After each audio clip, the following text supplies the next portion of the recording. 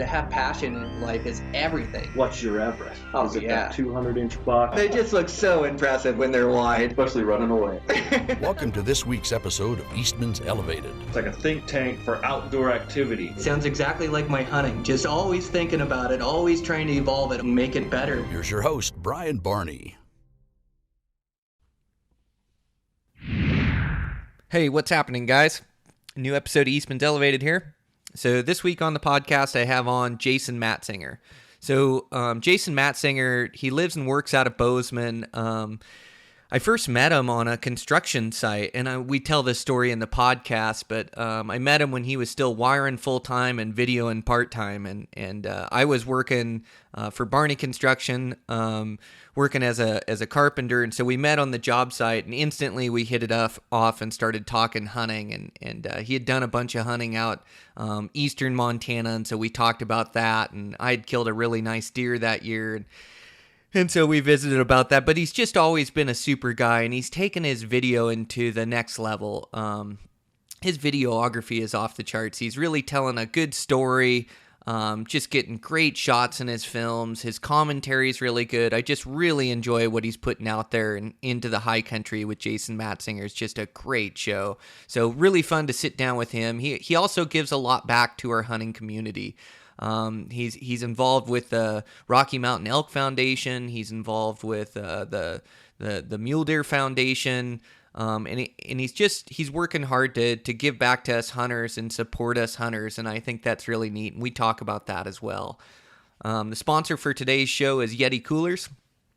Super impressed with Yeti Coolers. So I finally bit the bullet. I got my first Yeti, and I must say, they're just such a quality piece of gear that you can use out in the field. Their coolers just keep ice so much longer. You know, you can last weeks with it. Really good for game meat if you're trying to keep it cool in a cooler.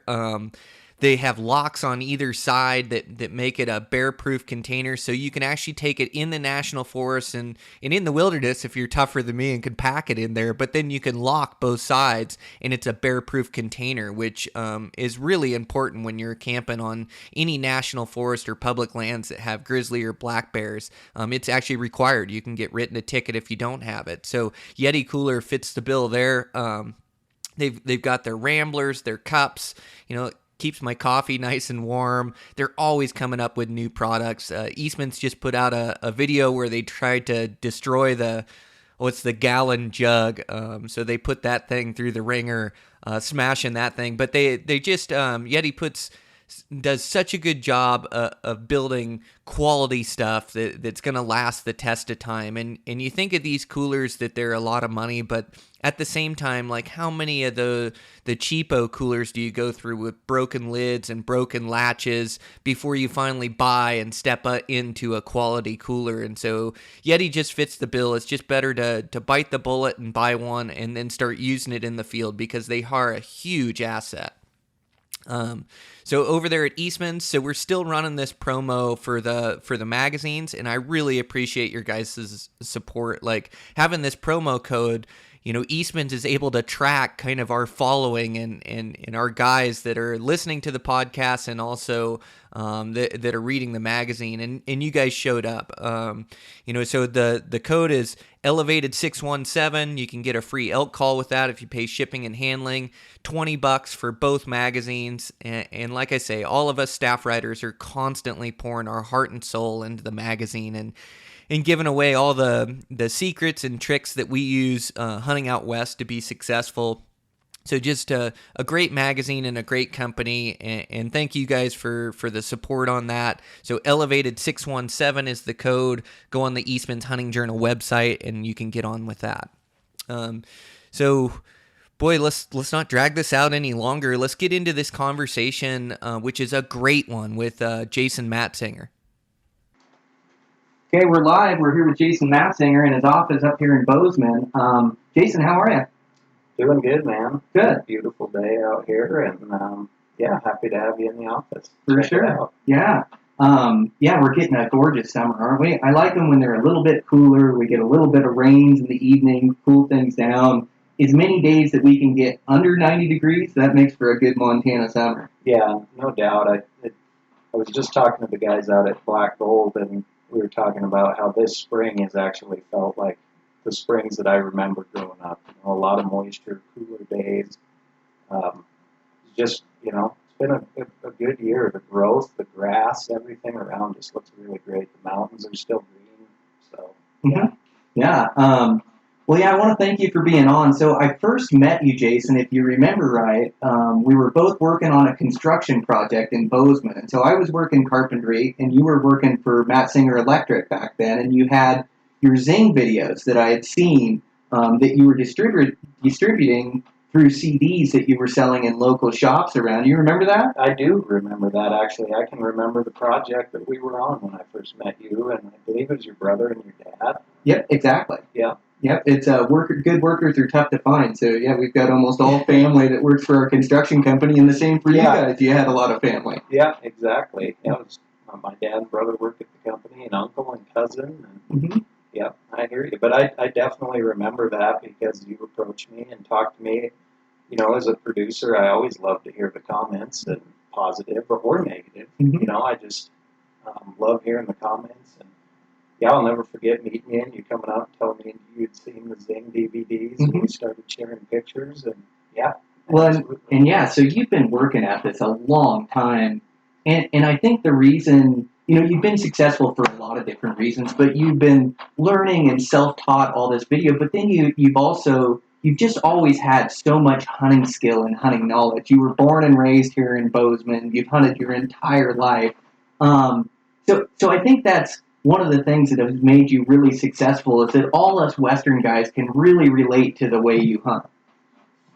Yeah, I mean, I try to keep it, you know, relatable. It's, you know, growing up out west, we've just had a lot of great opportunity right out our back door, you know, from elk and whitetail, mule deer, mountain lion, black bear. You know, we've got everything that we need to keep us happy throughout the year right here. And I've just found through, you know, the years of doing it that, you know, people just like to see hunts that they can do and keep it relatable or somehow relate a story to the hunt that hits home with them.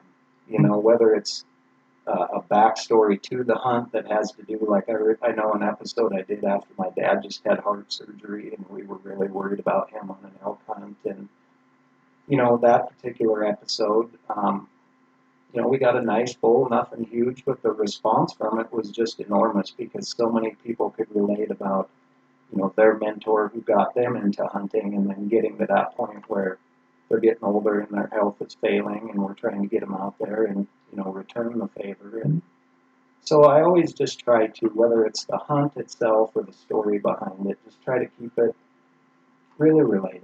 You know? Well, and that's what's been cool is just to see your progression. And not that the Zing videos, they were good videos, but now you're just on a whole new level. And it's the storytelling. It's telling the story from start to finish that I think grabs a hold of you. But in the videography, you know, I watched that episode last night of that big bull that you harvested that's on the Eastman's Hunting Journal cover. Yeah. And what a great bull. And I actually thought this was the bull coming in here because he looked a little similar. But that was just a giant bull you harvested. But your videography, and I think, was it Sam that shot a lot of that for you? Gosh, he's got such a good eye for it. And you have such a good eye for it. But the way you edit it together with all those shots, it makes us feel like we're right there with you. Well, I appreciate that, man. I mean, we take a lot of pride in doing it out there. We, you know, we try to run by the seat of our pants and be prepared to capture it the best we can. And yeah, I mean, what got me into this to begin with was the fact that I love to film. I mean, I didn't get in this because I love to be a host of a TV show. What brought me here was the love of being behind the lens and capturing those amazing, you know, sunsets or sunrises, the light on the grass, or just the things that when we're out there as hunters just, you know, make that moment so special. And I just got almost addicted to just trying to capture the feeling of what it was like out there through those shots. And so yeah, I love to be behind the lens as much as I love to be in front of it, and that's really what got me here. I love filming wildlife as much as I love filming hunting wildlife. I just, that's really what got me here. And so, yeah, I mean, it's fun to be the hunter, but it's fun to work with somebody like Sam Soholt or Stephen Drake or, you know, these guys, and be able to collaborate their visions with mine, and really try to, you know, show people what we do in perspectives and things, you know, they've maybe just never seen it before. Yeah, that's such a great way to put it. How you collaborate and you really work with your filmer to try to capture those moments, and those moments are fleeting. Like you only get a chance for that sunrise or that sunset. That lighting may only be right for a few minutes, and also you have to not stop your hunt. You're trying to capture it, but it definitely adds a degree of difficulty when you're trying to get everything on film and then get those shots as well. And I only have a couple years experience just trying to capture on film, but I really enjoy it, and it's really fun, you know, and a big part of it too is editing it all together, making it all, telling the entire story, mixing those shots in with the wildlife and with the hunter. But it's really cool how you've evolved over the years to tell that story. It's just amazing. Well, I appreciate that, man. I mean, it does mean a lot. I know, you know, every comment or compliment or whatever I get, it does really mean a lot. And you're right. You know, those moments are few and far between. And you know, we only got September to make this happen. And it's hard to, when you hear bulls bugling, take the time to capture this epic scene that you see in your head. You know, whether it's walking along a skyline or, you know, using the wind checker or just these shots that help tell the story. But you know, I love the combination of hunting and filming. Mm-hmm. That's what drives me as an individual. So if I can't be doing that while I'm hunting, not that it takes away from hunting for me, but that's just one more thing that makes it a challenge for me. Mm-hmm. And so I'm happy to take the time to get those shots, because I know that, and I tell everybody I work with this, we have one chance to do this right. Mm-hmm. Don't get in a hurry. You've got one chance to do this right. And I think about that with everything. And if I see this cool scene and we're about to walk by it, I always think, you have one chance to do this. Don't pass it by. And we'll do it, and we'll still get on that elk. Mm-hmm. You know. And oftentimes, you know, maybe it put us 5 minutes behind where we should have been there, but sometimes had we been there sooner, we would have blown the whole thing. So I'm a true believer in that everything happens for a reason. Though my path and that elk's path crossed at that moment in time for a reason. And it could have been that I stopped and admired moss on a rock for, you know, 10 seconds, but that's just the 10 seconds I needed. So when I got into the zone, the wind, it's, you know, it switched in my favor, and now I can push in and make that shot. But I try not to stress about that, because I truly believe that if it's meant to happen, it's going to happen. Mm-hmm. And so I try to just enjoy the moments I'm out there, and just truly believe that if I'm meant to get this out this year, it's going to happen, whether I stop and enjoy the sunset and we film it, or if we just press on and try to get there. I feel we'll have the same outcome. That is such a great way to look at it, and it's really cool to hear you talk about it, how much you enjoy all portions of it. Not just enjoy the hunt and the filming's a pain in your butt, like you enjoy the filming and you enjoy capturing that. And I'm starting to get that as well as I film a couple of these hunts, to be able to capture those cool scenes and put that together. And I definitely have that mindset, you know, when I'm solo and I have my camera, to capture those pictures. Like you say, you have one chance at it, and that's what you're going to remember the hunt by. When you can go back on your computer and look over 1,000 pictures you took on the hunt, and whether it took you 5 minutes to stop and take that shot and you weren't able to cut off those elk, it'll happen again. You'll get another opportunity, or sometimes, like you say, it works to your benefit, to where taking that extra time to take those couple photos or to take that video and explain what you're doing that'll tell the story better. Sometimes it allows that wind to switch, or it gives you a chance to get in. And sometimes just when you're hunting too, it's always good. Patience always kills the buck. Patience always kills the bull. Like if you had to side one side or the other, either hurrying to get it to a spot or being patient, it seems like patience always does you right on a hunt. Yeah, and I got to say, I've learned that the hard way. I think all of us have. I mean, yeah, it's kind of the young bull, old bull thing, you know. And But it's true. I have learned through hunting and guiding that patience is always the way to err, and you're never really gonna regret it. I don't think. No. You never rush into a situation. Always think it out.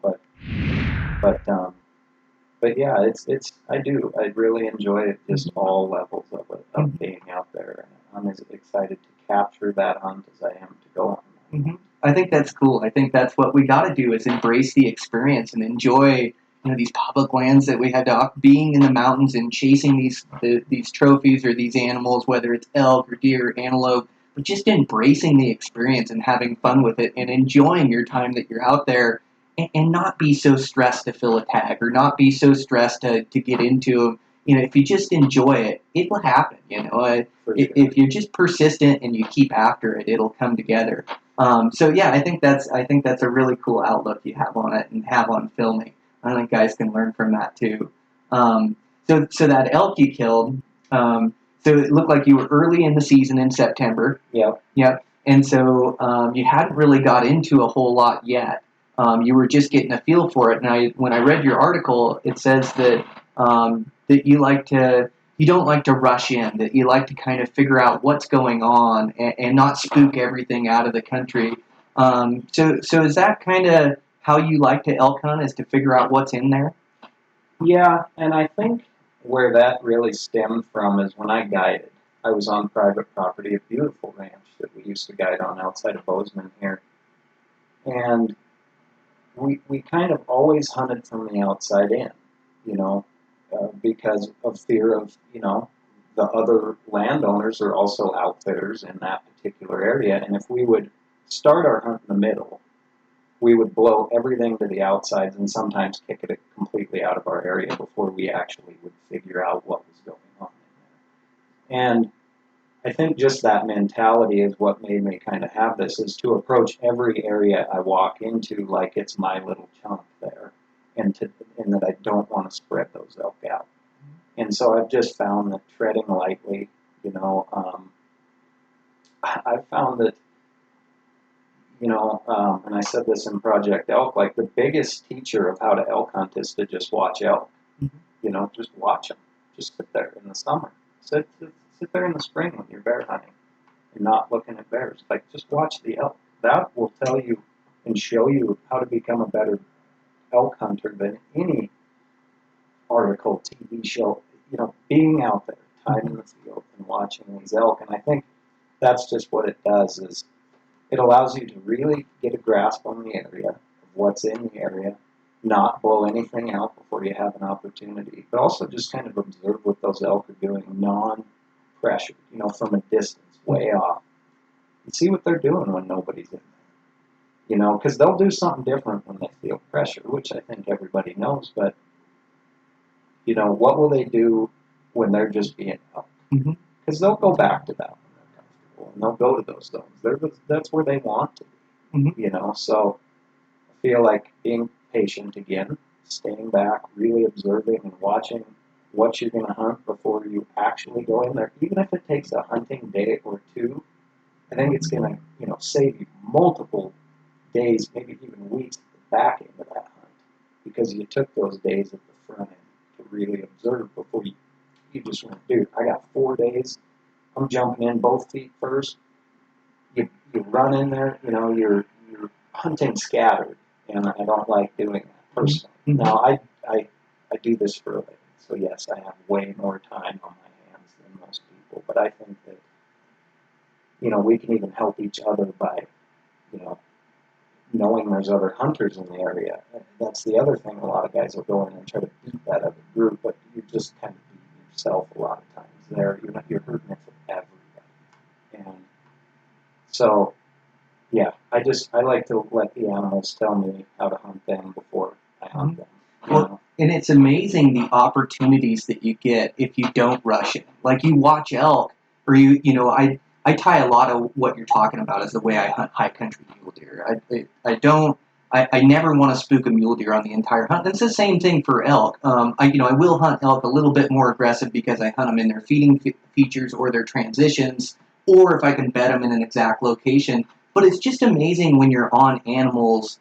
The more that you can get in your favor, which is a consistent wind, is not to rush in. I don't know how many of us have been busted by the wind when hunting elk, but if you can get more of a consistent wind, and whether that's waiting in the evening till you have the downhill thermals, whether it's early in the morning where they're still downhill, or after they change and coming uphill, or playing the predominant wind direction.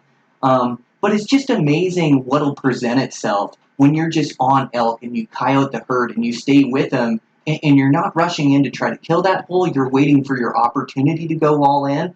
But it's amazing the mistakes and the things that they'll do if you're just there to watch it and you don't rush in and blow up the whole scenario to start with. And so it's such a great way to hunt animals and get opportunities and be able to pick and choose when you go all in to get those conditions in your favor. Yeah, absolutely. And I think some guys would definitely argue with me on this, and it's area specific, but I think overcalling is one of the worst things and the most often things people do, because, I know our elk in Montana, they may answer you, and some bulls may be coming in, but the vast majority are just ground checking you. They're just making sure you're staying far enough away.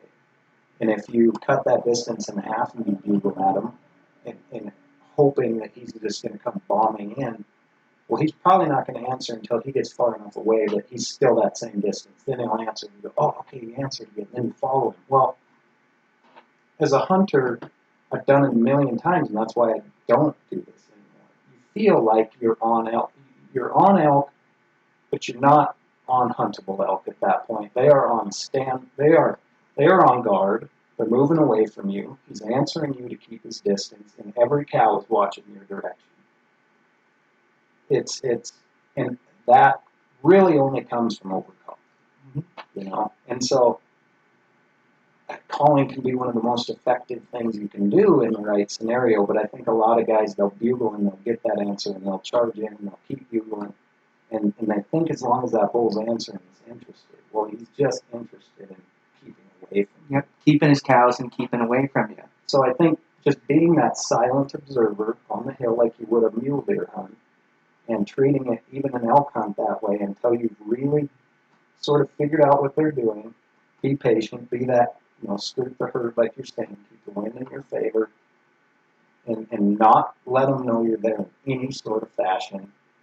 They'll act like elk act when nobody's around. And and like you say, they make a lot more mistakes that way than when they know something's pursuing them. Well, and you're right. Guys get that interaction of calling back and forth, and that's a dose of adrenaline where you're interacting with elk, you're chasing elk. It is fun, yeah. And so I hunted that way for a long time too.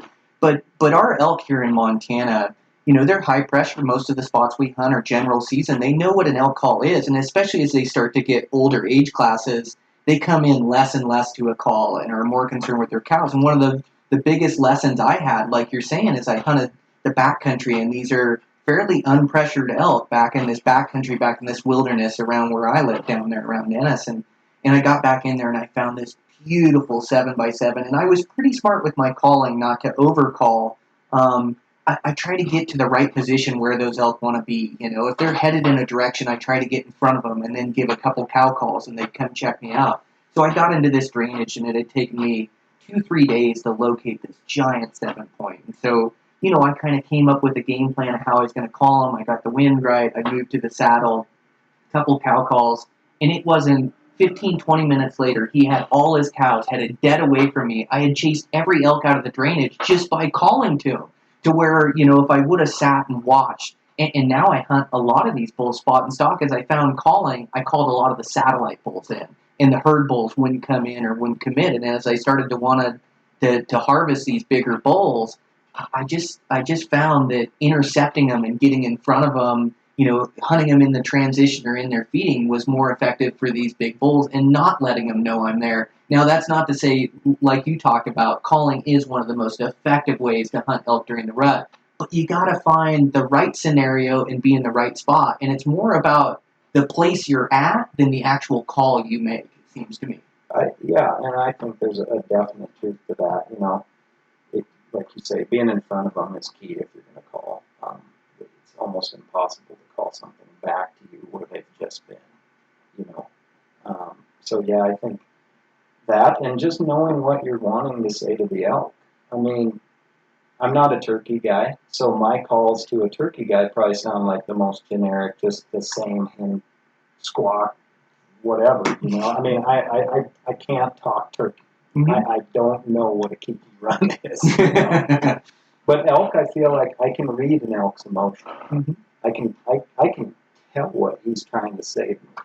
Not all the time. I'm not a freaking expert, you know.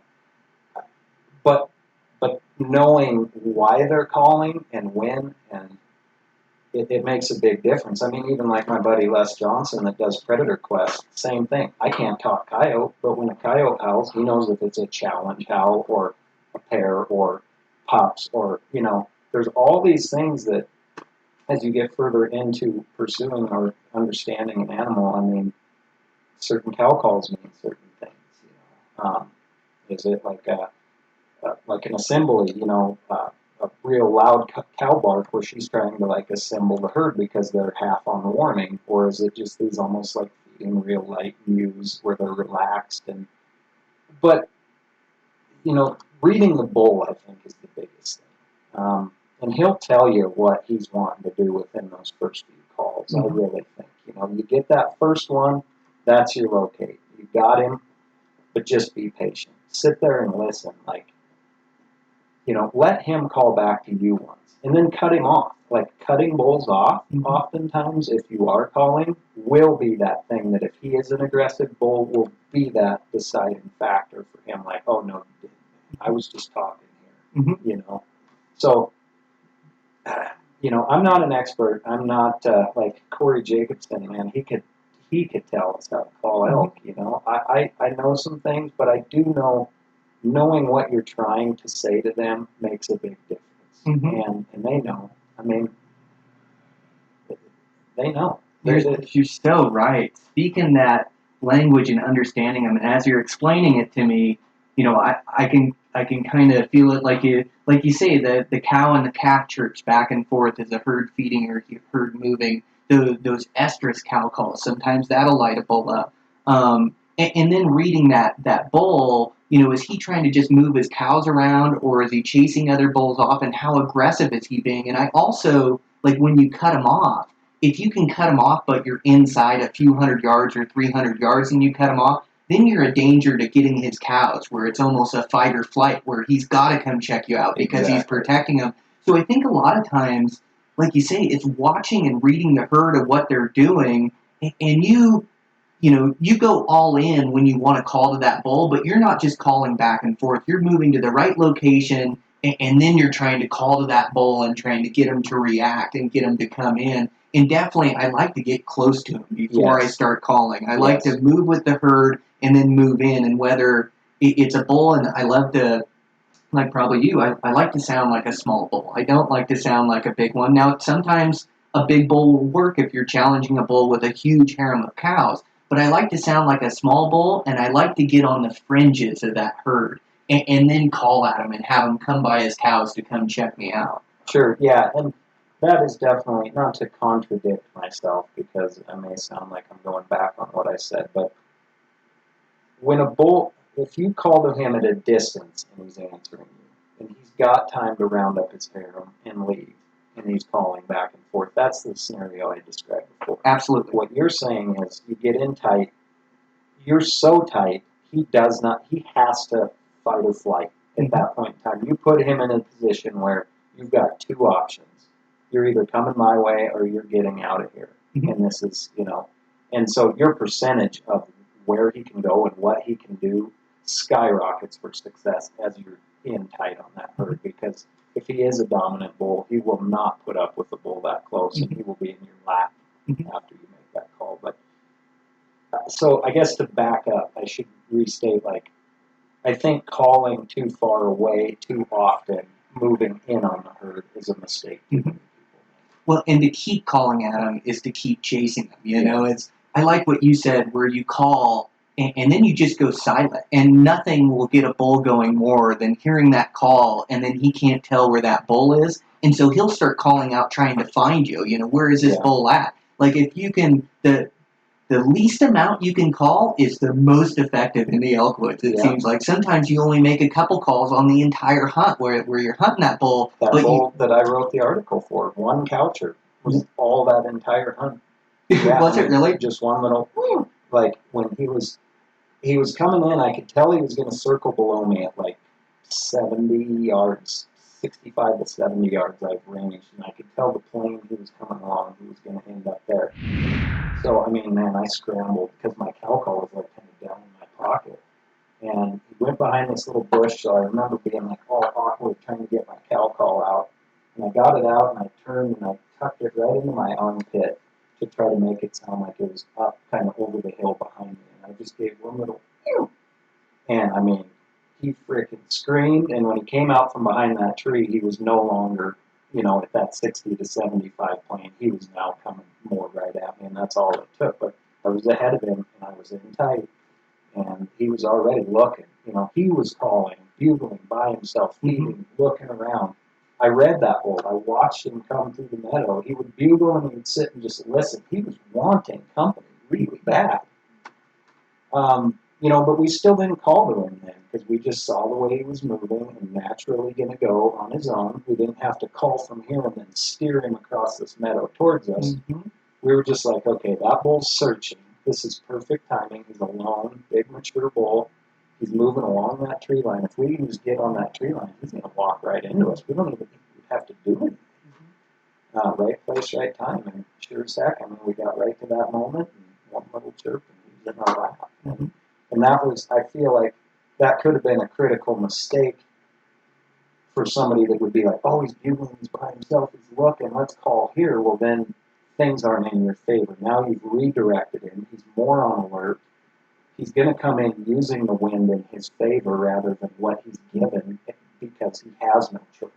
And that's another thing of putting pressure on him. He doesn't have time to think, okay, I'm going to circle and go around. He just has to be on me.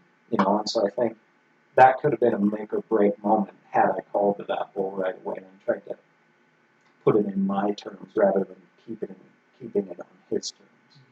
Oh, that is so smart. So. You played that whole scenario absolutely perfectly for that bull. You could have messed that up a bunch of different ways, but it all came together from making the right moves, continually watching that bull, and in that early season, catching those bulls by themselves, and like that bull, you'd been hunting for 3-4 days and hadn't heard much, but now all of a sudden this bull is bugling and he's looking for cows, he's looking for company. Like you said, you caught him with the perfect attitude to call him in. And then the other smart move, so letting him just come across naturally, and then you're right in front of him. Like you said, you didn't give him a chance to let you know you're there and come in from a few hundred yards and come in downwind. You called to him when he was fairly close right there in the direction he was coming.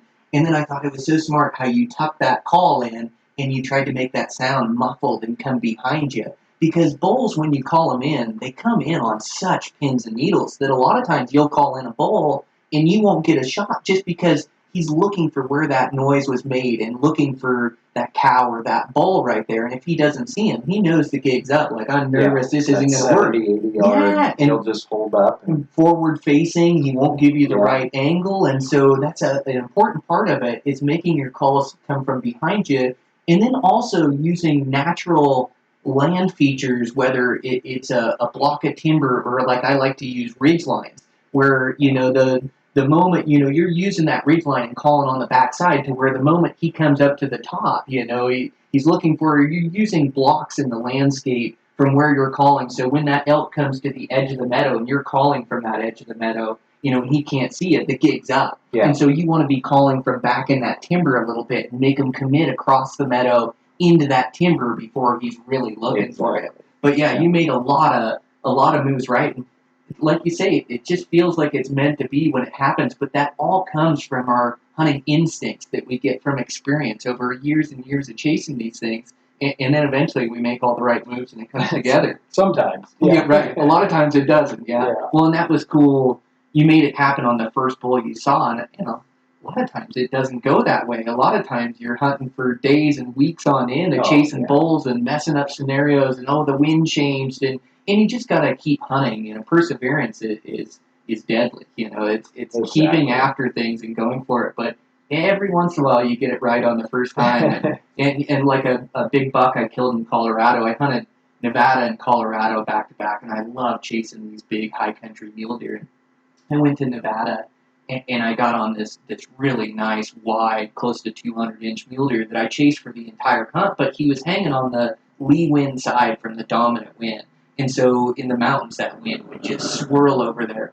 And I tried to hunt that thing. I made 3 different stalks on him. The last one, it was unconditional, but I came in below him early morning, riding those thermals coming down the hill, just getting into range and some 2-point that I hadn't seen pick me off. So I went the entire hunt, didn't kill that buck, and then I had to leave and go to Colorado, and went to Colorado, and the big buck that I had found, it ended up being a 201, killed him on the very first stalk. But it was, so you just, sometimes it doesn't happen easy, but eventually you get it right. Sure. Yeah, and that's just it. I mean, I've always said, like, I'm not the best hunter in the world, I just put in my time. Mm-hmm. You know, and like you say, persistence is deadly, Mm-hmm. and that's really it. I stated earlier, like, I am very fortunate that what I do allows me to spend a lot of time out there, and that just time in the field. Eventually everything just comes together. Well, and paying attention to the animals that you're watching, and paying attention, you got to kind of put your ego aside when you blow a scenario and you mess up or they wind you. And I try to look at it objectively and say, okay, what went wrong there? What can I learn from this encounter? What can I learn? Well, if I could change it with 20/20 vision, what would have I done different? And I try to log that, in my memory bank or in my hunting knowledge, so the next time it comes around, I don't make the same mistake again. Sure. And so I think that's a big part of it, is just paying attention to the woods when you're in it. And if you do make a mistake, is trying to learn from it. Yeah, totally. Yeah. Yeah. No, and I mean, I think it's just like anybody, I'm not a guy who really learns from reading something. I'm a guy who learns from going out there and making mistakes. And I've probably made not every mistake you can make, but I've made a lot of mistakes. Me too. Yeah, I've messed up a bunch. But that's what's brought me to here. I mean, little things like, I remember when I was guiding one time, actually, I remember being right alongside a guy. And I will say the number one thing that I would witness rookie elk hunters who would come on this hunt, the place that they would screw up is they would always wait until the shot was like presented itself, or like a step before presenting itself, to try to get their bow back. And I watch more opportunities get blown than 20 yards this bull is going to step out perfect broadside because they waited until they had the shot to try to draw their bow. So I practice. I mean, I'll practice drawing my bow and holding it for as long as I possibly can. And the reason for that is because I truly believe as soon as you know and have confidence you're going to get a shot, or strongly feel like you're going to get that bow back. I mean, even if that bull's at 90 yards and walking towards you, just never assume you're going to get a perfect place to draw your bow, and get that thing back as soon as you can. And I've just seen more elk hunts in particular blown by that. The bull stepped right into the meadow perfect, and then you get the guy, no matter how stealthy he is, the bull's just boom, he's gone. Where, man, 5 seconds earlier, if you've got that bow back and just held it, it was a done deal. So I've learned that from actually, watching numerous other people make that mistake through guiding, but paying attention. What went wrong? Why didn't that scenario work out? It was so often not getting their bow back in time and allowing that bull to just walk in when we've already at full draw, and then he stops. Or like another scenario I remember, I was hunting with a buddy, and this bull came in just beautiful, perfect, like 20 yards, and we were kind of like crammed in the brush, and he had his bow back. And the bull came out and he shot, and the arrow just went thump, right in the dirt, like 2 feet right in front of us. And well, what had happened was when he came to full draw, like a pine bough had went down between his string and his limb, and kind of was hanging right in there, and he didn't even see it. And when he shot, the string hit that limb, and it just screwed or his string hit that tree limb, and it just screwed everything up. But so, I mean, I even remember, like, after that happened, I was in BC moose hunting, and I got backed into this bush by a big Canadian bull moose. It was just an incredible scenario. I wish to this day I would have got on film. But, I was trying to go after this bull moose that I had heard grunting, and I'm used to elk being really loud. And the closer you get, the louder they get. Moose are weird because to me, it's like that grunt sounds the same if you're at 10 yards as it does like 300 yards. I don't know what it is, and maybe you'll disagree, but it's like it just never gets louder. I don't know. It's really weird. And so I thought I still was like a ways out from this moose. And so I am narrowing out and I'm kind of like tiptoeing down the trail. And I look up and I hear, well, no, I'm tiptoeing down the trail and I hear like moose paddle rake up against willow. And I look up and this bull is just coming down the trail. He's like 8 yards, and I'm just like, oh my God. And I'm on the only trail in these willows. So I come to full draw. This moose could care less I was there. I come to full draw, and I'm backing up down the trail as this moose is they can walk faster than I can run, and I'm backpedaling at full draw as this big Canadian bull is just, and so I was like, this thing's going to walk right over the top of me. So I just had to smash back into this willow bush, like literally just busting twigs and smashing, and this moose is just, he could care less. He was walking right past me. And I'll never forget, like, looking at all my pins. Every pin I had was double rung, from 20 to 60. But I remember I was about to hit the trigger, and I remember thinking, oh, you better check. And I remember thinking to my buddy, and I was like, I'm in this bush. I need to check these limbs. So I remember, like, glancing up at my limb, checking to make sure that there was no tree branches or anything, and going, yep, in the clear, and just drilling that bull. But even in that moment, like, I could have totally screwed up the easiest shot with a bow in the world had I had a twig been in there or didn't double check or just things like that. But that was one of the craziest, most intense moments of bow hunting for me. And I'll just never forget even being completely intimidated and scared back into that bush at full draw, having all my pins. I'll still never forget taking that second as he's walking right past me, like look up and check and then back down. Bam! He was like, here to the door, 2-3 yards. I just couldn't get out of the trail. It was just crazy. Oh, that is so crazy. That is so intense, being that close to that big of an animal. And sometimes you can hit them with an arrow and they can come right on you, too. Oh, yeah, and I've seen videos of that. So I'm sure that was in your head as well. Man, yeah, it was one of the most incredible experiences. But just that time in the field and making mistakes were invaluable. Well, and what you were saying at the beginning there is so important with elk and calling in elk is drawing early. Like, I had to mess up on that 4 or 5 times before I got it. And you're right, you have to read that bull, and you want to try to draw when their head's behind a tree or when they're coming by something. And so you've got to look at that window, and try to get that bow back and bend those limbs when that bull's head is behind a tree, behind a bush, and that time to draw can make the difference between killing them and not. And like for mule deer, for high country mule deer, a lot of times you're stalking in on them and they're in their bed and you're waiting for them to stand. In that scenario, I have to be really patient. That buck doesn't know I'm there, and he'll get up and start feeding, or at first he'll get up and look around at his surroundings. And what I'm always waiting for is him to look away from me. And then when he looks away from me, that's when I'll bend the limbs back. But that patience, it takes messing that up a couple times with, oh, okay, he's standing right now, and you try to draw back, and then he catches your movement, then he knows you're there, and then the scenario's over. Or he feeds out, but he's looking in your direction or feeding in your direction or doesn't have his head down, whatever the case, but he catches that movement. And so being patient and sometimes having to wait minutes to get that shot, but it makes all the difference in the world when he doesn't know you're there. Oh, yeah, for sure. Oh, I agree. Mm-hmm. You should check your phone, see if we got any messages coming in. Make sure we're both on video and we didn't screw it up. I'm just going to take it off here.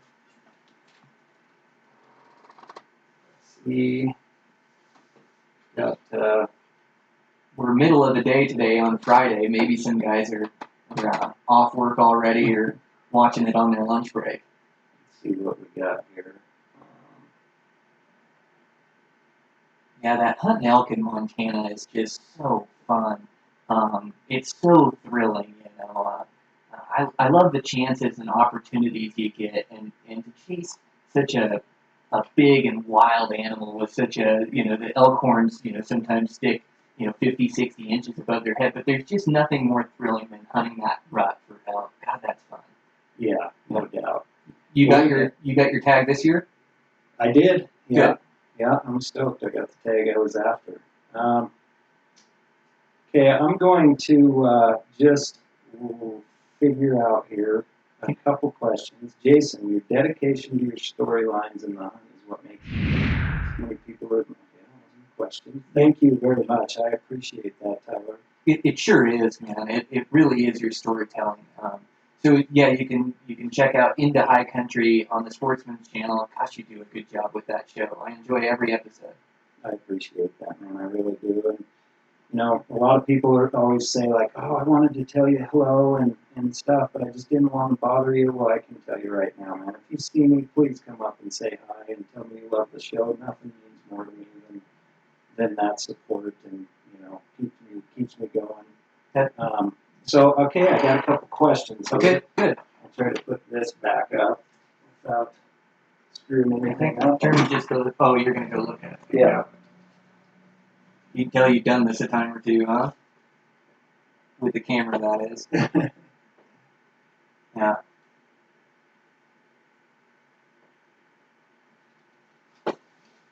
Okay, so one of the questions that we got, I apologize, I didn't catch the person's name, we got quite a few there, was can you hunt elk out of a tree stand? I don't know if you've ever done that before. I have. Nice. Once again, it's very area specific. A lot of guys, I actually know my good buddy Duncan has been pretty successful in killing bulls over wallows early season out of a tree stand. Exactly. I personally just have never had a wallow I had that much confidence in early. That's really area specific. I hunt a lot of eastern Montana, central Montana, open country kind of bulls, those deep, dark, old growth timber, those wallows, those pockets, those bulls like the Montana wild guys have done a good job of killing those bulls with patience to sit on the wallow. I had experience hunting elk in a tree stand down on the Musselshell River in the Missouri River Breaks. My family actually owned a little piece of property on the Musselshell for a while, and I hunted in the early 2000s. And I'll tell you what, that was, I still say this, that was a great elk viewing area. It was a very difficult elk hunting area. Mm-hmm. And it was, you would see elk all the time, you'd hear elk all the time, they were there, but man, I'll tell you what, for as many elk as I was seeing, it was tough to hunt those elk. They're just different. Like you said, they have figured out through generations moving through wide open country with a million eyeballs on them how to maneuver that country without being detected or putting themselves in a position to be hunted. Mm-hmm. They just know how to work that wind. So to answer your question, yeah, definitely elk can be hunted out of a tree stand. Our neighbor, in fact, I watched Jackie Bushman and Lee and Tiffany hunted with our neighbors down there on the river because he was an outfitter, and they were very successful at it. Mm-hmm. Their property just set up different for winds and whatnot. But to answer your question, yes, definitely in certain areas, tree stand hunting can be really effective. If you've got an active water hole or wallow, and those elk are under a ton of pressure from people on foot or calling, man, patience is a virtue. Like they say, if you're ever lost in the woods, sit in one spot. Well, I think you can attribute that to hunting. If you're ever lost and don't know what to do, sit in one spot because something's going to wander by you if you sit there long enough. You're right. It's a patience game, and you're kind of trying to think out the elk. And you said early season. I think you're right. Early season and on water, and you're trying to figure out the travel corridors. But there's just as much challenge in that as there is spot and stalk. You got to figure out where they're working and where they want to come. And I have a wallow that comes into mind that the elk come into every single night. And being in a tree stand, you just get your wind kind of out of that area a little bit more, where you could sit up and then observe and have them come in. But I think it's a thinking man's game. You got to figure out where those elk like, and then try to set up on their trails or in those wallows or where they're moving through, maybe a saddle, and I also, you have to be really patient, but it's also a good thing because you're not blowing a bunch of elk to get in there and hunt them. You're not blowing them out of the country. You're kind of really hunting them patiently and waiting for them to make a mistake. But you're letting them be in that area or that basin or that drainage. So it's definitely an effective way to hunt them. I just don't do it very much. But even in the central Montana or eastern Montana, even in a lot of that open country, a lot of those guys are really effective using tree stands and using blinds and setting up on those different places. You just have to have the patience for it, and then make sure there's elk around you. Elk move through they have such a circuit or a network of feeding features that not every elk spot is good every time you go in there. And so I think the key to it is being into elk, finding where the elk are and actually seeing them in there, knowing they're in there, and then setting up on their choice spots in that area and seeing if you can't make it happen. But when it goes right out of a tree stand or a blind, he's going to be standing there at 20 yards and give you the shot you're looking for. And he's not going to be spooked. He's not coming in on pins and needles because you weren't calling at him. You're just in there waiting in his zone for him to make a mistake. So I do think it could be super effective. Yeah, and, for filming, geez, there's no better opportunity. Like, for any of you guys that have seen Project Elk, that was on a water hole, sitting there waiting for them to come to us. We just knew we wanted to capture something different and better than had ever been captured. Super slow-mo, multiple angles on it. And we knew that we had to be in control of the situation to make that happen versus going, letting the elk sort of command the situation. So we knew in that area, that bull right there, it was just a matter of setting up on the water and being patient. And eventually, this bull came in. We had sat there.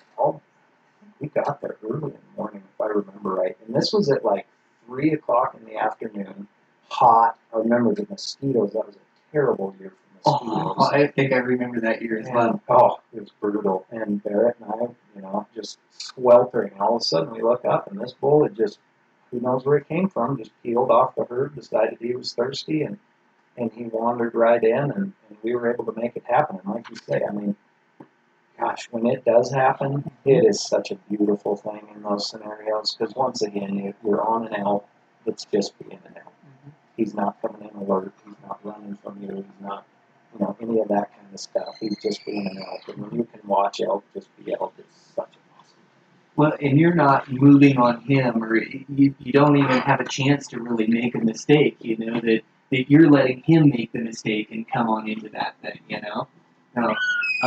and what a beautiful bull. I just love the shapes of those bulls. So that bull is shaped a lot like your big bull that you killed last year. And I actually thought that was a bull when I came in, but he's got those beautiful big fronts, and then I love when the threes go outside the rack like that. Yeah, I do too. He's got it looks cool like an shape. airplane coming in when those thirds just kind of hang out. It's been always something I really like too. Of course, big thirds are just, not every bull has them, so it is awesome when they do. But one thing I just want to add while I have the opportunity here is, and that I'm really proud of, is Project Elk. The vision of that film was to educate the non-hunting public about how hunting is conservation, because I truly believe and understand where not growing up in a hunting family or, having these roots tied so deep to hunting that it's ingrained in me. I understand how somebody could not understand how killing an animal is helping animals. That could seem like a real oxymoron to people. Mm-hmm. So I just think that, part of our duty here as stewards of the land and hunters conservationists, and some of the people I look up to in this industry the most have taught me this, is that we just haven't done a good job of telling our story and being proud of what we've done. As hunters, as outdoorsmen, as providers, husbands, we're not just hunting. People in general aren't the really make noise kind of people. we're not the squeaky wheel that gets the grease. We're humble. We're a humble type of person who would like our work and what we've done speak for itself, and we would like people to recognize that. You know, we're not the type that wants to go out there and beat our chest and shove it down people's throats of what we've done. We're confident in what we've done as hunters and conservationists through the years. We know damn well that we built this because of Theodore Roosevelt and a group of hunters in the late 1800s that decided we needed to do something different. That's why we're here today. That's why populations are booming. And we know that as hunters. But we have not done a good job of telling our story and being proud of that and bragging to people that we've done that. And the time really is now. We have to really take that responsibility on our shoulders and be the ones to actively go out. And that's a lot of the work I'm doing with the Elk Foundation. We're producing these pieces that are telling people, look at what we have done. You cannot argue this. I mean, we're proud of it. We shouldn't have to cower because we're hunters and the vast majority doesn't accept us. That's BS, man. The vast majority gets to enjoy wildlife and the populations and we're seeing animals at the peak of their existence right now since we know about it. There's a new world record whitetail killed this year. There was a new world record elk killed this year. You know, for people that think that like the scoring system was put into place as a bragging book for hunters, because antis use like scoring and trophy hunting and this as a blow against us. Like it's an ego thing. Oh, I got this book to just, measure whose elk is bigger to be the better hunter. That's a load of BS.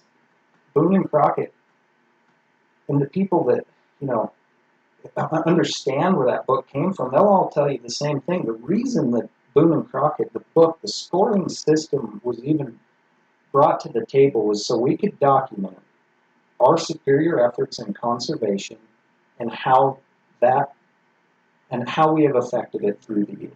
It's simply a scientific way to document our efforts in conservation and to see if are the animals getting bigger, are they getting healthier. It documents a moment in time where the animal population was healthy enough, the habitat could sustain it, and that hunter was at a shape in his time to be able to harvest that animal. It documents a time where things were right, is what it does. Absolutely. It's not about whose is bigger. It's for all of us to use. I should be as proud of that book as the guy who's number one in that book, because we should all use that as a proof to say, look, world records are being broke every year. Animal populations are growing. What have you guys done? Here's what we've done for the past 150 years. Time to catch up. Absolutely. And, so Project Elk was born because of all that. What an awesome project. Where can people find that Project Elk? Well, that's what I was going to, is it's the very first hunting video ever released on iTunes. They can now purchase the download on iTunes of SD or HD, and it's also available on Amazon Prime. And one thing to just make more pride behind this project is we have set up with the Rocky Mountain Elk Foundation that 50% of every single purchase of this download will go back to the Rocky Mountain Elk Foundation from now until I'm long gone. I want Project Elk. I want these films to do something to help hunting, and that's where Project Elk stands, and it's just the beginning of a lot of projects like this to come down the line. But I'm just really incredibly proud of the fact that, we're one of the pioneers to get a project that tells our stories so good as hunters. Obviously, I'm biased, but there's so many talented people involved in this film. I mean, the list goes on from the, Yarrow and Andy and John, who helped me produce it, and Barrett, and having Randy Newberg on there, and Gianna Waller, and Melissa Bachman, and Nick Pinizotto, and David Allen, and Steve Decker, and Yana Robertson, and all these people are what made that piece what it is. I'm just so thankful to have had the opportunity to work with these people to tell this story. But I just want to tell all you guys out there, like, please, like, just know that every download from now until we're long gone is going to go to help elk. And the more we get that message out there, the more we can blow that up, the more our stories are going to be told and allow us to do more of these things in the future. Absolutely amazing, and such a good video you guys put out. You put so much work into just capturing elk on there, and the videography is truly next level on that video. Thanks, man. We just, every producer, every guy, everybody in this industry wants to do something different. And it becomes a cliche term that, it's different than anything you've ever seen. But I can say even 2 years later, it's still different. Just because you can't argue the facts.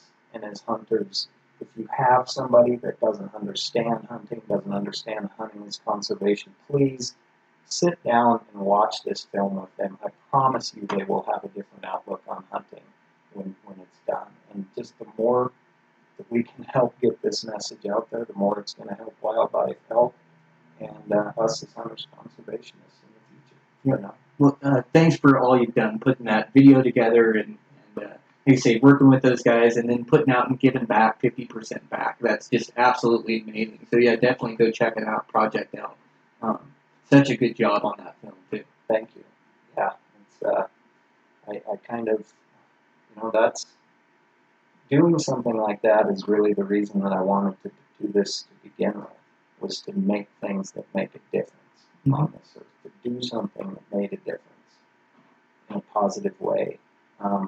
So, I kind of told everybody I could die a happy man tomorrow knowing that we accomplished that film and what it's going to do for elk and wildlife and their habitat moving forward. Yeah, it represents us hunters so well, and like you say, the trophy hunting gets this negativity attached to it, where it's actually just because we like to spend more time in the woods and put the toughest challenge in front of us and be able to accomplish it. And like you say, the Boone and Crockett book, the bigger those animals get and the bigger they're recorded in there in the new world records, that's all shows to how healthy the animals are. They can only grow these big racks when they have an excess of fat in the summertime and they're healthy animal, healthy herds, great genetics passed on. So you're right, that's really proof with these new world records. There was a new world record mule deer typical killed with the bow for Pope and Young. I did see that. Yep. And so they're constantly coming up, but it's because of conservation that we are getting these world records and bigger animals. And also, a lot of our public lands have to do with that too. A lot of the public lands that everybody gets to enjoy. And now, with this new paleo movement, people are starting to realize the benefits of organic protein. And now, and so our story is getting out there more and more, which is good. And guys like you that represent us in a positive light and do a really good job of articulating what hunting means to us and what conservation means to us, it is just great for the sport. So we can present it to people that are non-hunters, in a positive way. So I just think that's awesome. I appreciate that, man. And some people may find this silly, but I put 50% of thought behind every episode I do as to what the die-hard, been there, done that guy would love to watch and accept and enjoy, as I put behind the person who is sitting down and flipping on Sportsman's Channel for the first time ever to try to form their opinion on hunting. I put as much thought into how somebody, if they watch my show for the first time, when they get done watching it, are they going to think that looked really kind of fun and enjoyable? Or are they going to be put off by something I did in that episode? Because I look at everybody as one person is the start of 1,000, and that one person is important as 1,000. And I want every single person that has a chance to watch our show to come away with it with a good feeling about hunting. And whether they go out and buy a bow or a rifle or not, that doesn't matter. But if they watch it and they go, oh, that was cool, I learned something, and now I do understand why these guys, enjoy it, and that was really beautiful. I would love to see those things too. Like if they come away with that, it was a success for me. So I put 50% into a guy that's never seen a hunting show before, what he would like and enjoy, and I put 50% into what the guy die hard, been there, done that. You can't impress me with nothing, would still enjoy it. That's a cool way to look at it. Well, and it's the most rewarding, thrilling thing that I found, throughout my years of life is bow hunting in the hills or hunting in the hills, hunting in the mountains, and the things that we get to see on the daily. Just the views where everywhere you look is like a painting. The wildlife you get to see, being in the middle of an elk rut or in the muley rut or the early season mule deer. Some of the things that we get to see through our eyes, and being able to capture that and then show an audience that, that's as good as it gets. It is. Yep. It's just food for the soul, to use a corny term, but it really is. I spoke at the Backcountry Hunters and Anglers Rendezvous here in Bozeman like a month ago, and we were discussing, of course, the sale of public lands and all that. And, I just told these guys, like, I can't imagine a world where I didn't have a place like the forest or the mountains to be able to go out and reset myself. I can't imagine, when I have a bad day in here, I'm swamped in things and I just feel frustrated and behind, and, I can't imagine not knowing that, hey, at the end of the day I can go for a hike, and I can just go shoot my bow and tomorrow's a new day.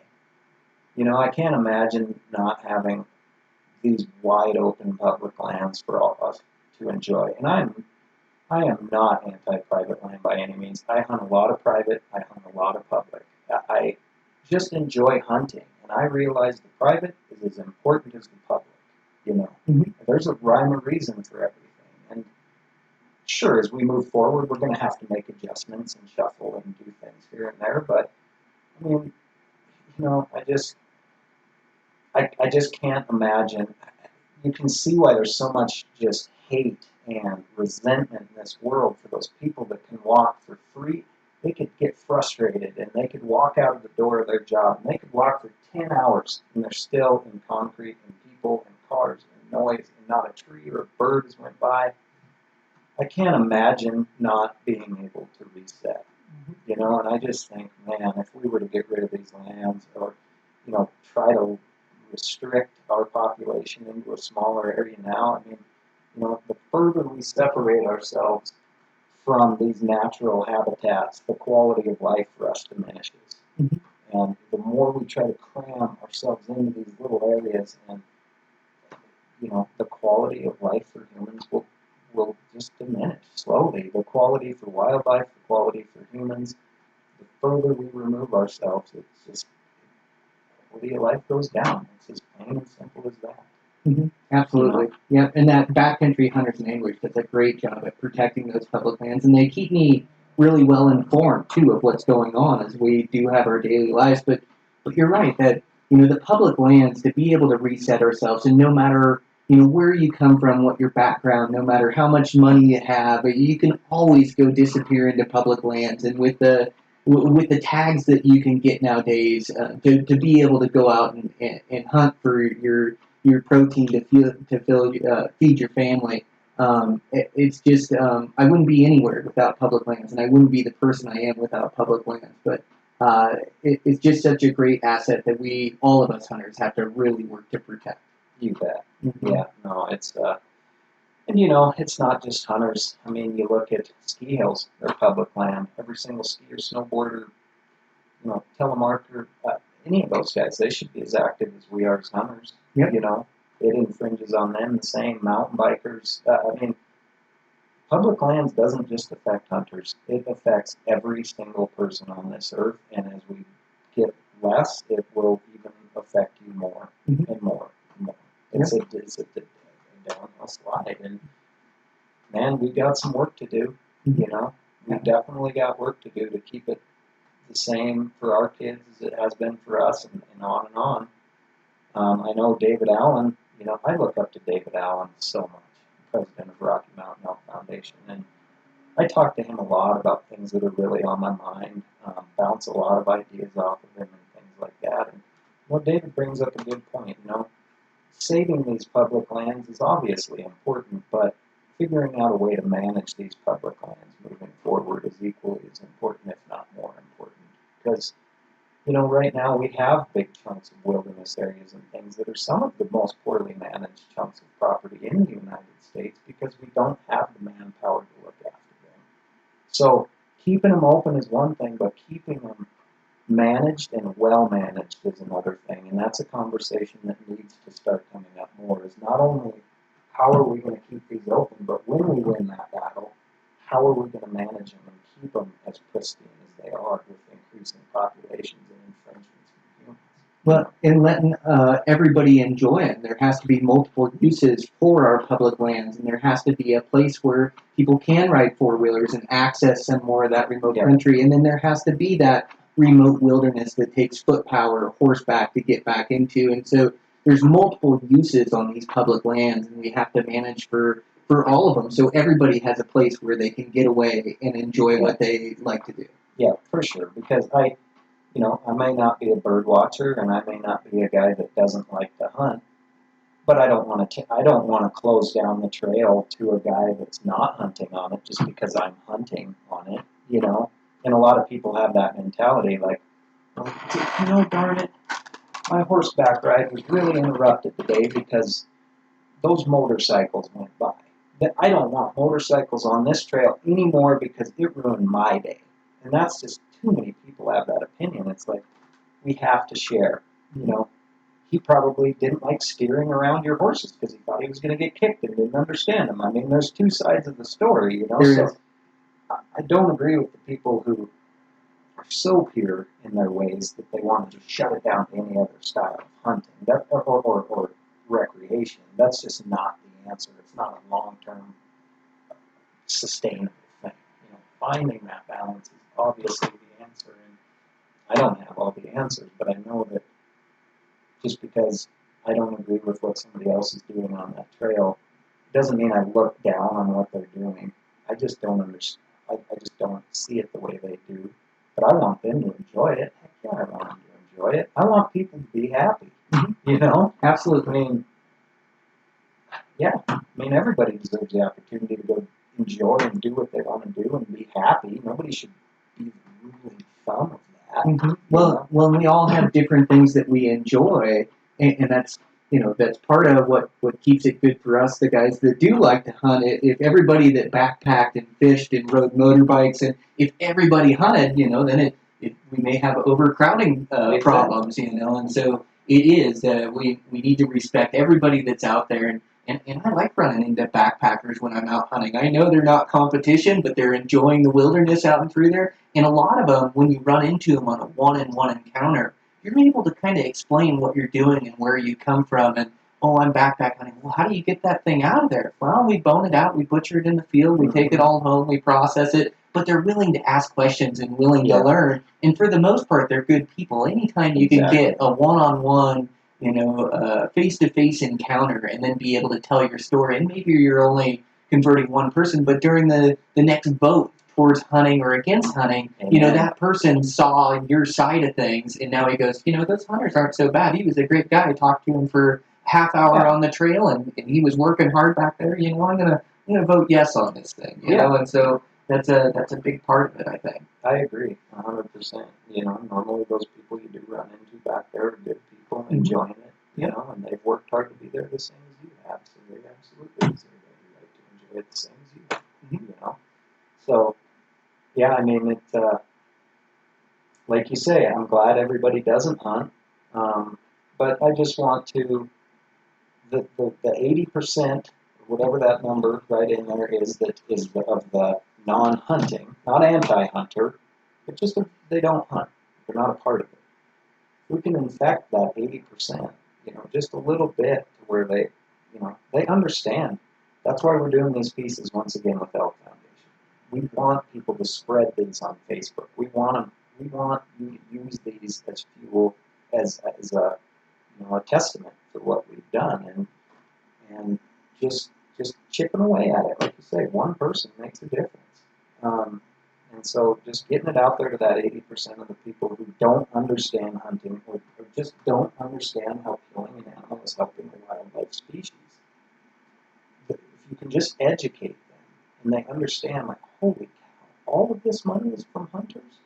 And they've been doing it since then, and because of this, like, that's why we're here. Yeah, I don't see anybody else caring for wildlife like them. I definitely have had a mixed opinion. I thought they were all savages, you know? Well, no. So now we're actively telling our story. Yeah, the Project Elk is doing a great job with that. Well, and Project also, Elk and like, you know, our hunting is conservation series that Elk Foundation is doing, Elk Country Chronicles, all of those are pieces to say, look what we've done. Whether it's, you know,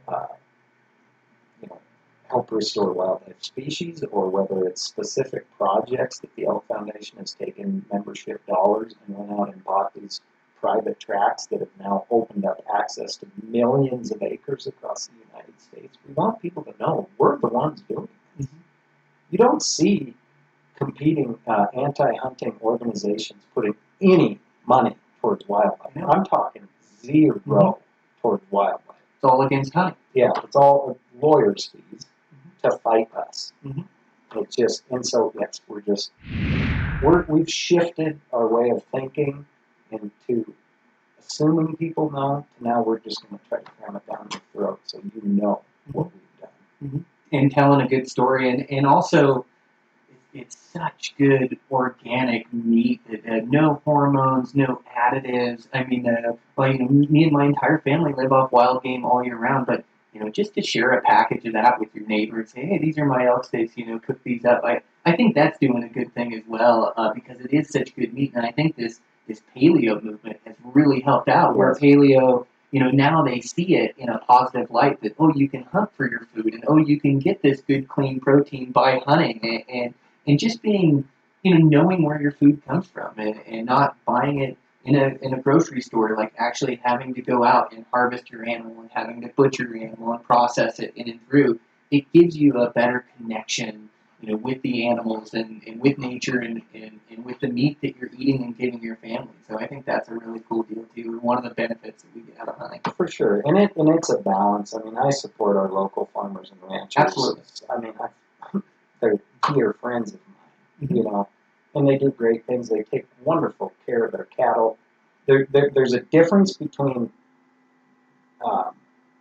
you know, Factory farming at a super high level and family-run operation cattle farms. You know, there's a big difference. Absolutely. I truly believe in the ranchers and the farmers and all agriculture. I mean, that is America, you know.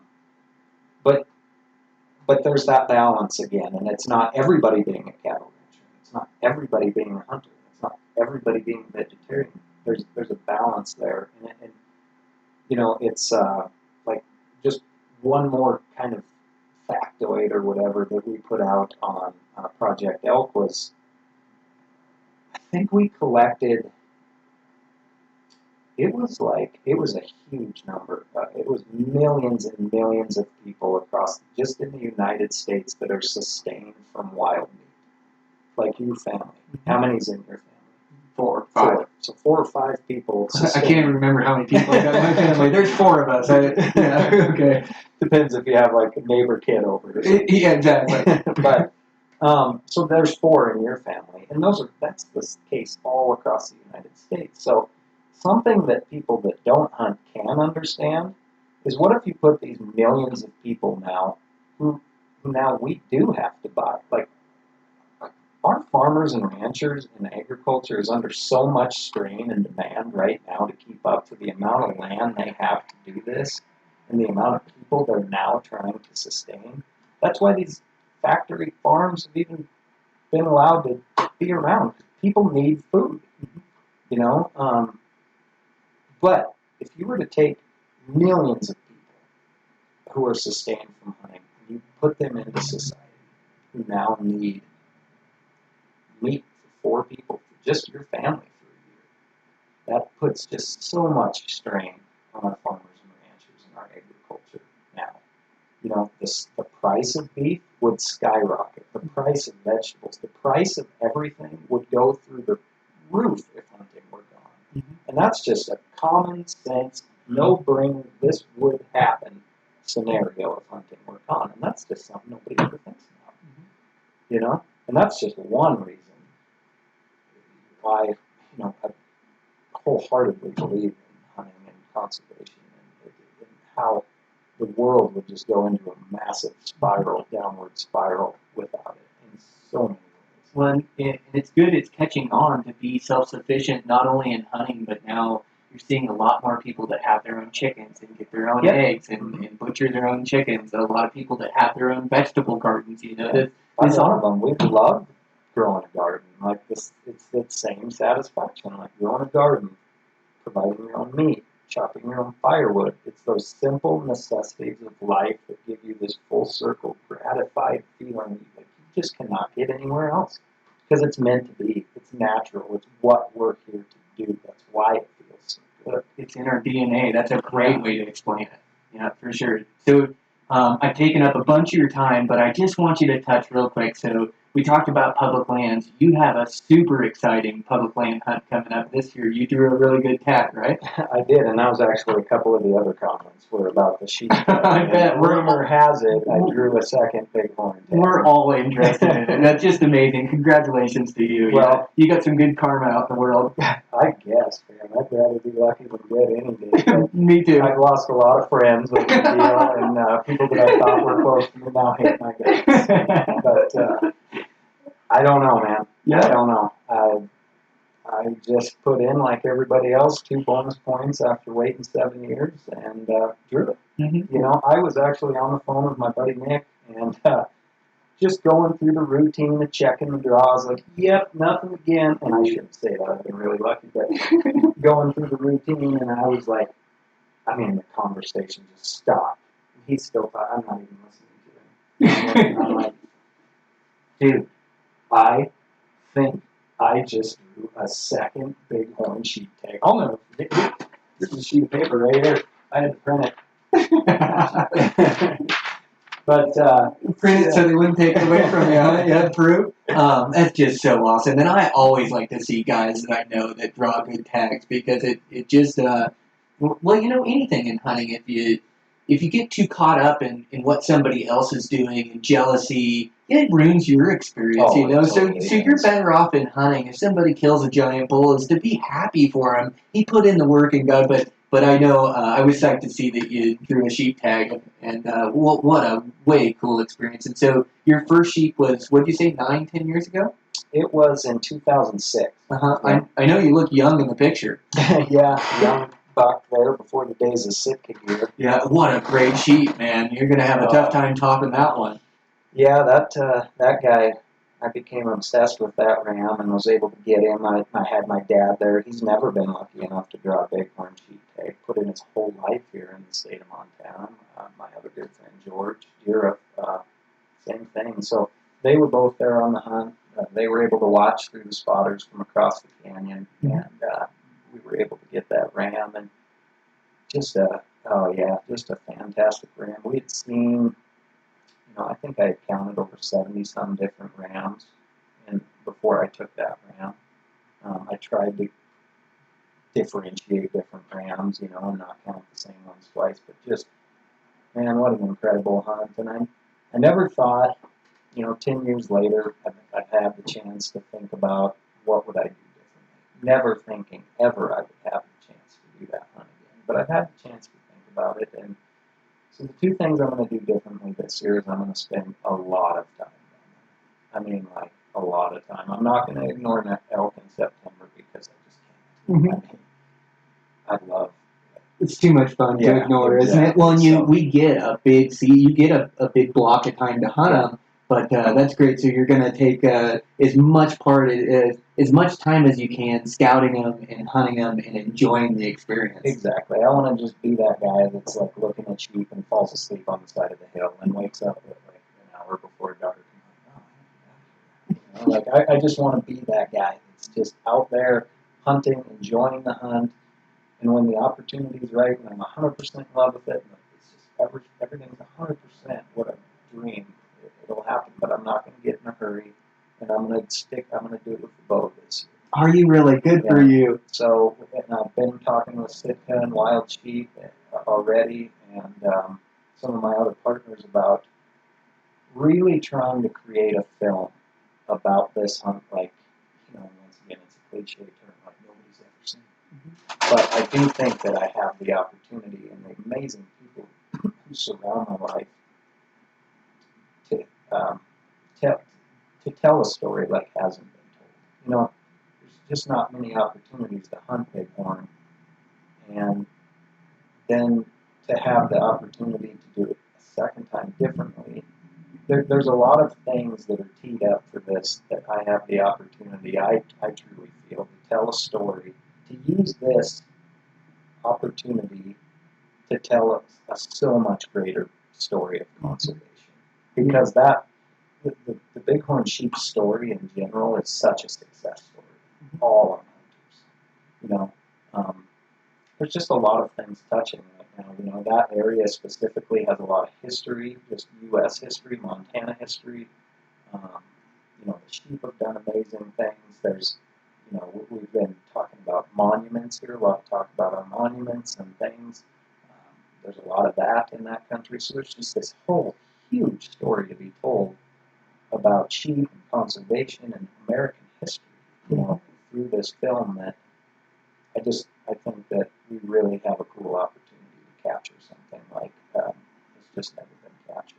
Oh, no doubt about it. Well, and you have so much experience telling good stories. You know, it's almost like perfect timing for you. You've been doing it for so many years and so good at telling that story. And with the Project Elk under your belt, and now having this opportunity to do this, and to do it with a bow, and having enough time to be there and enjoy it, and look at different rams. Man, oh man, what a great opportunity. It's going to make an absolutely epic film. Dude, I am so stoked. Yeah, I mean, as you can imagine. But yeah, the plan is to just really just spend a lot of time. You know, a lot of the guys I've talked to are like, if you can just wait until the rut, do it. Because it's hard to hold on to your tag that long. But if you can, you will experience something unlike anyone.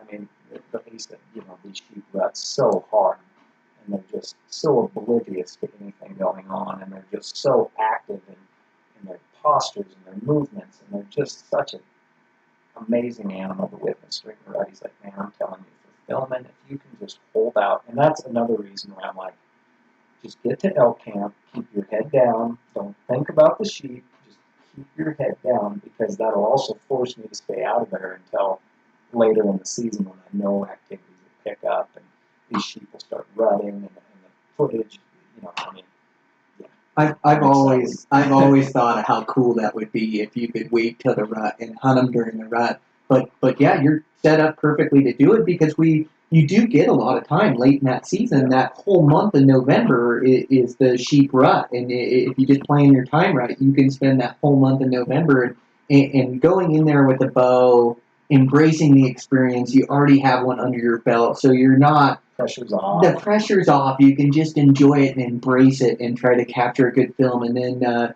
and like you say, if the right ram was to present himself in late October, but I don't know. Wait until that rut. You're gonna get such good footage and such a cool experience being able to be out there and hear their horns clashing and watch them chasing ewes around on the hillside, and then finding the ram that you want and making plays at them.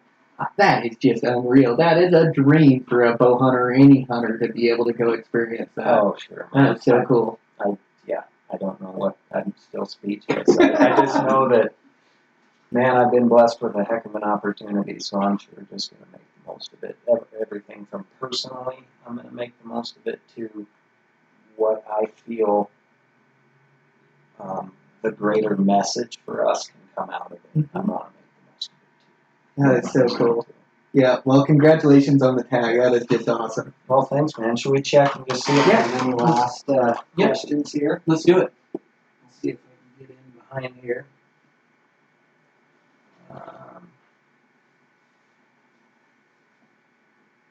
Yeah, so we're doing a Facebook Live as we're recording this. So Jason's just checking his phone here to see any questions that came through that we can answer and kind of engage our audience in real time. So this was really cool for you to do, Jason, to put this together and put this on Facebook Live. Yeah, it's fun, man. The more we can interact with people and just, answer the questions, the better. Getting a lot of questions here about the new Sitka pattern. Oh man. Is that not just the most ridiculous thing you've ever used? Oh my gosh. I went over there and met with those guys about a week ago and did a podcast over there, but they went through such rigorous testing to develop this pattern, but that thing blends in so good. And I noticed it on your film the other day, or your TV show Into High Country for your bull, how well you blended in and all those surrounding. Oh, man. They absolutely nailed it. I think that is the best camel pattern, bar none, on the market right now. And I used it in Hawaii a couple weeks ago, and I blended in so good in Hawaii in there. You blended in so good on your elk hunt, above tree line. It just the way they tied those tans and browns, and then the little bit of greens, and then the black outline. That's the best camel pattern going. It's. I mean, without a doubt, I agree with you 100%. You know, it is by far the best camo pattern, most effective thing I've ever used in my entire life. You know, visually, I think a lot of people think it's like too, I don't know, I've had some comments like it just seems too colorful or something like that, but then when they see it in the field, it's ridiculous. Mm-hmm. I've never seen a color scheme match up so perfectly. I mean, I saw somebody wearing it in a rock slide on Facebook. They were laying down in the rocks. I can't even remember who it was. I mean, it's not even where it's designed to be used, is in rock slides. You know, that's where they want the open country now, above tree line, to be used. But this, I mean, it, like you say, from Hawaii to central eastern Montana, up in the rock slides, bear hunting this spring, I honestly have never been so stoked about a camo pattern in my life. It is ridiculous how good it blends in. I have a lot of stories, and my buddies, if they were here, they'd tell you the same thing. You know, I had that good fortune to be able to test it a year ahead of my friends, so they were all in, you know, open country. And they would be up there hunting and whatever, and they're used to me being in open country and the whole works, and I'd be calling for them, and they'd turn around and look back, and they had no idea where I was. And I would purposely, like, stand in the open, and I would just lean up against a tree and just be still. And I can't tell you how many times they would almost walk right up to me and be like, oh, you're right there. I mean, even photos, you know, when you see it with that versus another camo brand or pattern or any, it's like, you almost, there was so many photos we could not use because I don't show it. You shouldn't show up in It's the like photo. this weird, I'm like the Predator. You know what I mean? Yeah, for sure. It is crazy how good that pattern works. So, I mean, the Sitka Subalpine, if anybody, you know, this pattern was designed to be, you know, you guys touched on it with those guys, or not touched on it, you went in full detail. But, you know, it's designed to be used between the, you know, right at tree line all the way down to basically the rivers, you know, any of that brush in between. They've got open country is designed to be used even on the rocks above tree line in that country. Subalpine now is, you know, from tree line down to like the rivers, and now they have, you know, elevated forest for the whitetail hunters and the marsh pattern for the duck hunters. So that's the other cool thing I think that Sitka's doing is they're not just putting different patterns on the exact same cuts of gear. They're developing patterns along with specific cuts of gear for that style of hunting. Mm-hmm. You know, the marsh pattern and the products it's put on, you would never want to wear for elk hunting, but they're dynamite for duck hunting. Absolutely. And vice versa. Mm-hmm. So, but I agree. Sitka just absolutely nailed it on the head. I can't think of a single thing I would change about that pattern. It is like spot on for where I hunt and how I hunt. Oh man, it so is. Well, and I used to wear, like everybody I'd see in that, there's like this light colored tan grass that we have everywhere in the fall. And it's up high, it's in middle ground, it's everywhere, but it's all these tan grasses. And every time I'd see a human, they were always dark in it. They were a dark silhouette. And this, so I started wearing a lot of clothing like this solid colored tan clothing to blend into that grass, and just so I wasn't a dark silhouette when I crossed a meadow or was in the open. And then once you're in the shade, you kind of disappear. But what they've done with this pattern, I mean, the tans that they have tied into it are just a perfect tan to blend into that grass, where you absolutely disappear no matter where you're at out west. And yeah, you're going to have a tough time having to use any other camo pattern. And they went through a rigorous development process, tweaking and twisting their colors and getting the right palette of colors that mix together right. But those tans in that camo pattern are absolutely unreal. And yeah, you disappear in that stuff. I had axis deer. They're like a cross between an antelope and a Coues deer. They're really wily. I mean, I had them come up within 5 yards. They kind of caught me off guard. I was walking by a water hole, and these does came in, and they came in and drank from me 3 yards away, and I'm standing in the wide open, no cover, just holding still in that camo pattern, and they never saw me. And just an incredible camo pattern. No, I can't say enough about it. I mean, I'm jacked to get into the field with that thing.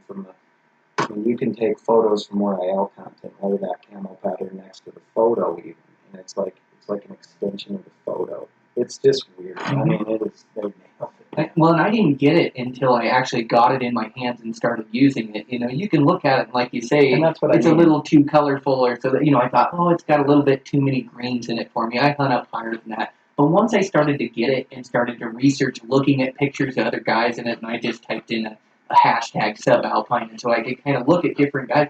It blends into absolutely all terrains. And then once I got it, I was a believer. And like you say, you start taking photos out in the field, and you're wearing the predator suit. You just disappear. You blend into the background. Yeah, you're like, oh, that'd be a cool photo, but I don't even know if people are going to notice me. And by the time they do, then it's gone. Yeah, I appreciate that. For sure. Yeah. Well, yeah. I can't thank you enough for being on Eastman's Elevated. It's a really fun conversation with you here, and I thank you for all you do to present hunting in a positive light. And I just wish you the best of luck this year, and to enjoy that special tag you have and opportunity. That's just great. Thanks, man. Well, it's been a pleasure having you. I'd love to do it again sometime. And it's cool. It's so many years ago, meeting you on the job site. Here we are doing what we love, man. It's awesome. Absolutely, for sure. Yeah, and let's do it again. Let's do it. I'd love to do one like after your sheep hunt. Okay. And come on, and we'll talk about the film that you put together, and hopefully your giant sheep you got. I hope so, too. All right. Thanks again, Jason. Thank you, Brian. All right, that's a wrap. Really fun episode and conversation with Jason. I really enjoy that guy and really enjoy sitting down and having a long form conversation with him. So that was really cool. Thanks to him for being on the Eastman's Elevated podcast, and wish him all the best on that sheep tag and on a season. And he's got a lot of really cool things in the works. So make sure to look out for his TV show, Into the High Country with Jason Matzinger. It's on the Sportsman's Channel. Just does a really good job with it. If you like watching hunting TV, this is one of the best ones out there. So make sure to check that out. As far as Eastman's, we've got that that Elevated 617, that promo code for a subscription to the magazine. So both magazines, $20. They'll throw in an elk call for it, and or an elk call with it. Just pay the shipping and handling, Timberline elk call. So make sure to check that out. And thanks to our sponsors, Yeti Coolers.